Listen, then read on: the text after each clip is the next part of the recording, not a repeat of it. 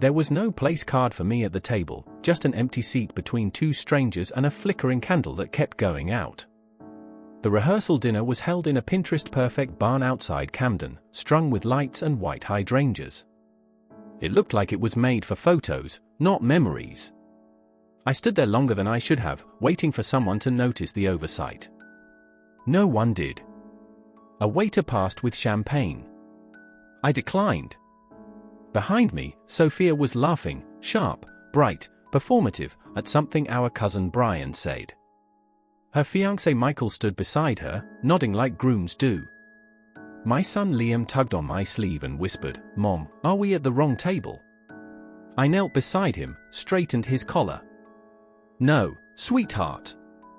This is just one of those adult things." He looked up with his father's green eyes, and something twisted in my chest. I guided him to his seat, sat down, and waited.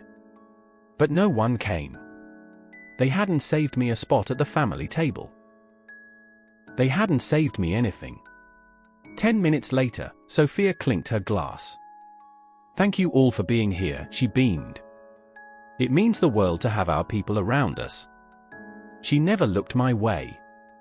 My mother, Elanina, sat beside her, regal as ever, raising her glass with pride. To the bride and groom, and to a perfect beginning. It didn't matter that I built this day behind the scenes, coordinated vendors, triple-checked the seating chart, redesigned the program because someone didn't like the font. I wasn't part of the picture. I was the invisible scaffolding holding up their fairy tale. Someone toasted childhood memories. They all included Sophia. Never me. I sat tall, smiled politely, my hand on Liam's shoulder. But the thought kept circling, if they didn't invite me to the table now, had they ever truly seen me as family? I remembered the summer Sophia broke her wrist at camp. I gave up my paid internship to drive her to physical therapy. She remembers Mom bringing balloons. I remembered Dad's first heart scare. I sat through the night while Mom left for a gala and Sophia went on a date. I brought his slippers, held the phone so he could listen to the Red Sox game from his hospital bed. But at his funeral, Sophia got the microphone. I got the bill. I used to think loyalty earned a place. That if I just kept showing up, someone would notice. But when you're always the one who says, "It's fine," people start believing you don't feel anything when things break. After Liam was born, the silence grew. His father was long gone. I named him after Dad and moved home so Mom could be close. She visited once. Brought a broken toy piano and said she had brunch plans. When Sophia's relationship ended in a car crash, I was the one who picked her up, barefoot in the rain. She crashed on my couch, wrapped in Liam's blanket. She never said thank you, just asked me not to tell Mom. I didn't. 3 months ago, she handed me her wedding binder. "You're good at this, right?" she said. I nodded. Because some part of me still believed if I made this day perfect, I'd earn my way back in. That part of me, I've come to hate. But the real cruelty wasn't being forgotten. It was being erased by the person I had always protected. I saw it clearly when I flipped to the back of the program I helped print. Under acknowledgements, no mention of me. Not as her sister. Not as the planner. Not even in small print. Just our incredible vendors and our families. Later, Sophia posted bridal shower photos. I wasn't tagged. I wasn't in them. Even the one I remembered standing in. I'd taken it. She'd cropped me out. That's when I noticed something else. The family group chat had gone quiet. Plans made without me. Decisions shared. I was being slowly pushed to the edge of the frame. That night, as I folded Liam's laundry, he handed me a drawing. 3 stars in a dark sky. One was off to the side, smaller, glowing. "That's you," he said. It looked more peaceful over there. He didn't know that hours earlier, I let them get the seating chart wrong. I stopped correcting their mistakes. I let the DJ's wrong date slide. I didn't reply when Michael texted me to double-check details. It wasn't spite. It was surrender.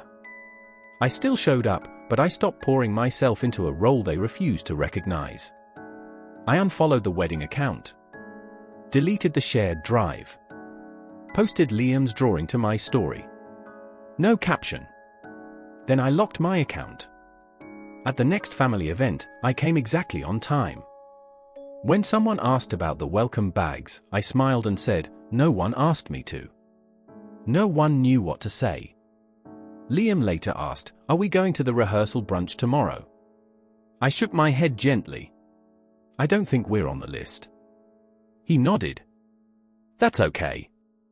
We're not missing anything important, right?" "No," I said. "Not a thing." Disappearance in families isn't always loud. Sometimes, it's a series of soft emissions, until the door quietly closes behind you. The wedding was flawless. I walked down the aisle ahead of Sophia, bouquet in hand. Not for her, but for myself. For Liam, who sat in the front row, smiling. At the reception, Sophia raised a glass. "To my amazing maid of honor, Orly," she said, fake smiling. Single mom, still showing up even when no one's ever really loved her. Laughter, awkward, uneasy.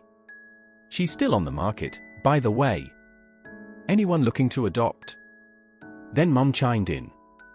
Our Orly, quiet, practical, maybe a little dull.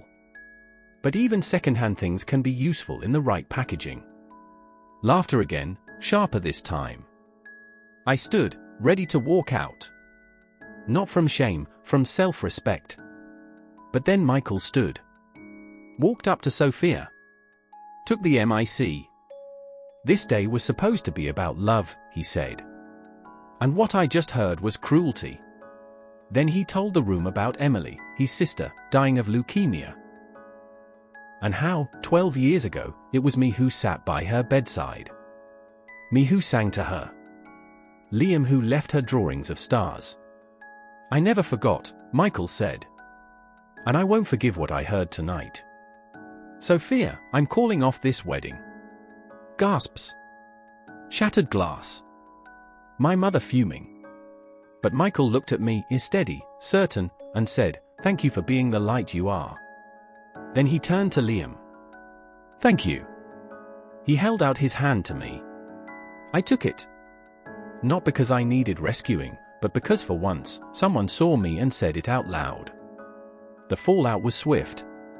My mother called, furious. "You just stood there and let him do this," she demanded. I said nothing. Bridesmaids reached out. One asked, "Was it worth it?"